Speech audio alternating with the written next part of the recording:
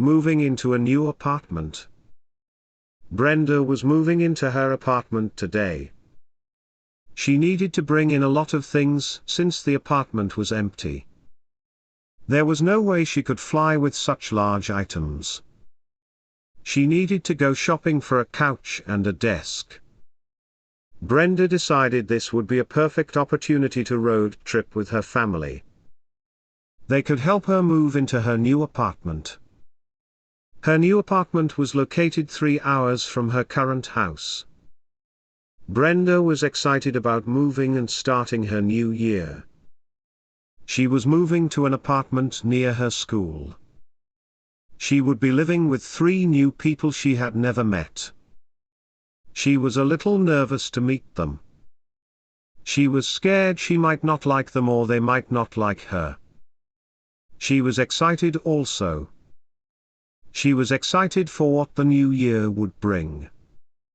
The new year could be filled with a lot of new memories and exciting events. Brenda made a list of things she needed to buy just in case she forgot anything. She separated her list by categories. She had a lot of stuff from home that she could bring to save money. She took her chair and her laptop from home. She also brought a lot of clothes and cooking supplies. Her parents agreed to help her shop for furniture once they got there. They were going to help her pick her bed frame and her mattress. She also needed to get a new couch for the living room. Although stressful, Brenda was ready to tackle it all. The Cyberbully Confessed. Technology is such a big part of teenagers' lives. Teenagers are always on social media, uploading pictures, replying to people, and more. Because the use of technology is becoming more and more popular, cyberbullying has become a trend too. Cyberbullying is bullying done online. This includes texting mean things about people, posting private photos of others, and more. One of the many bad things about cyberbullying is that one can be anonymous, which means that no one would know that he or she is the one cyberbullying someone. Michelle was scrolling on Facebook one day. A photo of her face photoshopped onto a fat person was on Facebook. Michelle was shocked. Who made this? She looked at who posted it and it was someone with the username ChubbyBunny94. She asked her friends if they knew who was behind this. Unfortunately no one knew. At school, the next day people made fun of her. It was annoying, but Michelle didn't care too much because she knew she was not fat. During lunchtime, however, it got out of control. A classmate threw a piece of cake at her face and said, "Eat it, fatty." Michelle ran to the bathroom and cried. Michelle's friends told the principal about what happened. The principal made an announcement at every 11th grade classroom saying that if the cyberbully does not confess, he will call the police. A couple of days later, the cyberbully confessed. It was John. He did it because he was mad at Michelle for refusing to help him cheat on a test. John was suspended for 3 days. Michelle feels better. She feels underappreciated. Carol is the secretary of Project Serve, a club at McKinsey High School that gave students the opportunity to volunteer. Under Project Serve, students could volunteer at a hospital, library, orphanage, food drive, beach, and more. There is something for everyone. There are over 100 students in the club. This is probably because it looks good for college applications. Carol feels that she does so much for the club, even more than the president. Carol is the one who talks to all the partner organizations and organizes the volunteering events. This is the president's job.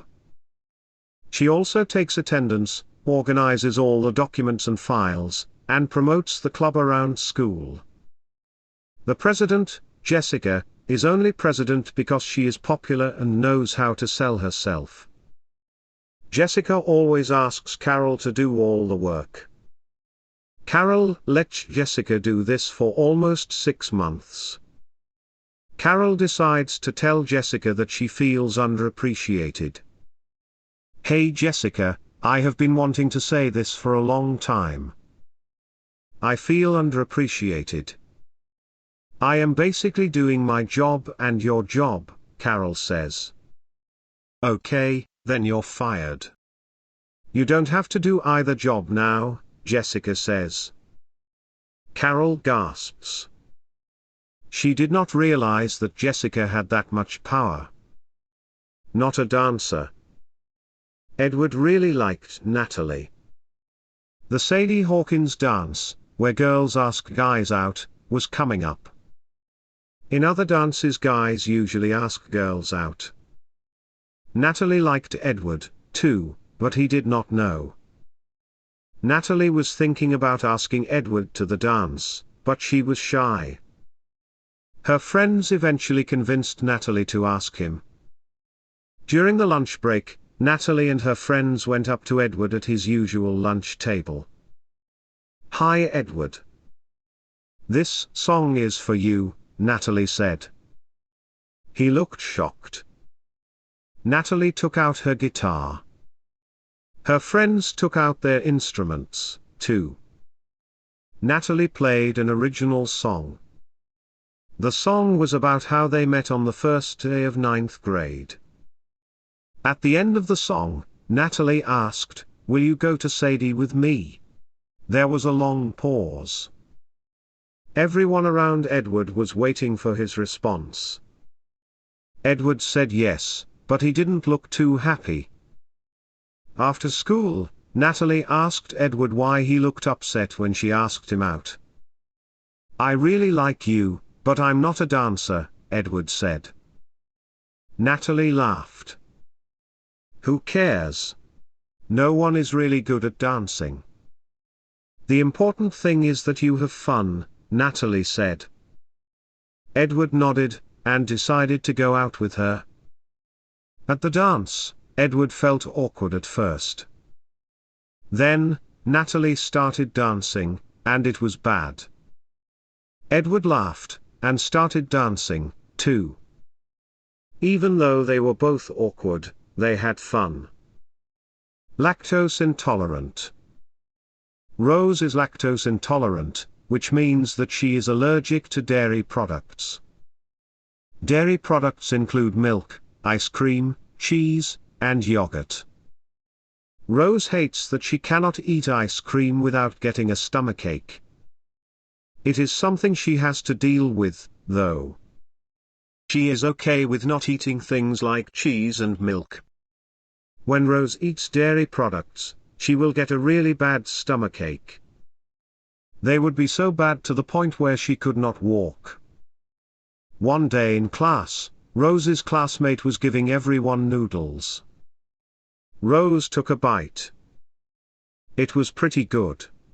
She had never tried anything like it before. A few minutes after she finished it, however, her stomach started hurting. Did the noodles have milk in it? Noodles did not usually have milk in it. Rose asked her classmate what was in it. He said there was a little bit of milk. Rose got mad at him. "Hey, I didn't know you were lactose intolerant," he said. Rose could not get out of her chair. At the end of the class, Mr. Thompson asked Rose if she could move. "I literally cannot move," she said. Mr. Thompson stayed in the class until 6 p.m., which was when her stomach stopped hurting. Rose thanked Mr. Thompson for staying with her. Rose went back home and promised that she would ask about the ingredients before eating anything.